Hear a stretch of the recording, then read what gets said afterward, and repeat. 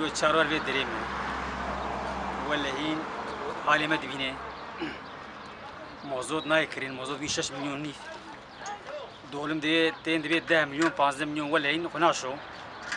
ام صرف زراري ذكين ام زراري بتشغلن ولا هنا بشي بيجي ام رازل قول بيدري الفيديو ام يعني بعد دنيا ما هرقشة biraz bir hali mere çare geçiş gibi. Kar zararı çıkartamıyoruz. Biz burada 4-5 gündür burada duruyoruz. Tarlaya da gidemiyoruz. Mazot pahalı olduğu için yetkililere sesleniyorum.